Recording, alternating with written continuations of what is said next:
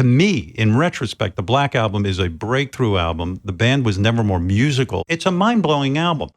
I guess for me, like 30 years ago, it's like, oh my God, this is all so crazy cool. Now it's all more kind of just, it's surreal. I think it's the right word. It is surreal. There's this weird paradox of sitting talking about, you know, what did you do when you 30 years ago when you walked into the studio to make this record? It's like, I'm more interested in walking into the studio next week to work on the next record.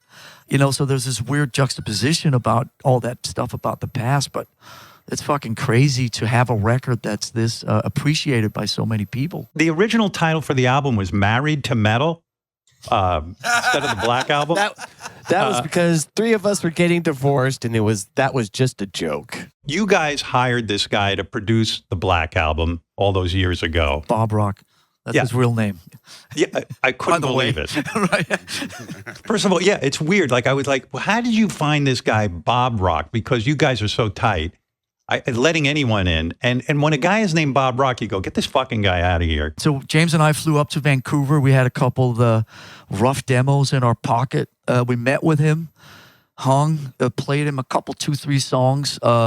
Remember, he called it, this is the Kashmir of the 90s or whatever. He goes, oh my God, I can't believe Metallica is doing something like this. And his whole thing was he felt that we'd never captured what we were doing live on a record, that our records were, like I said, they were very sterile. They were very much about just execution and getting it perfect, but there was no soul, there was no vibe, there was no attitude, there was no swagger, there was none of those adjectives. And he said, I can do that for you. And halfway through the first song, he goes, how about changing the chords in that chorus?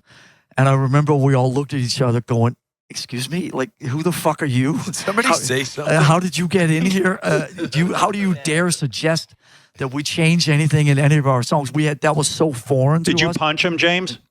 No. No? Good for you. No. Wasn't worth it. And we spent a year on that record here in L.A. and tumultuous times, but we ended up becoming best friends in the next subsequent year or two, and we ended up working with him for another 15 years. First man in, last man out. He was there running the show, even though we didn't want it. We didn't, like Lars was saying earlier, we knew we needed to change, but we didn't want to. So he was the guy that was helping us bridge into that, Dr. No to Dr. Maybe. You know, it's like, okay, let's try it. Yeah. I mean, I remember being excited to bring my buddies in. You got to hear this, you know, wherever I may roam intro and blah, blah, blah. And they're standing there going, holy shit, this is amazing. And I knew it was working.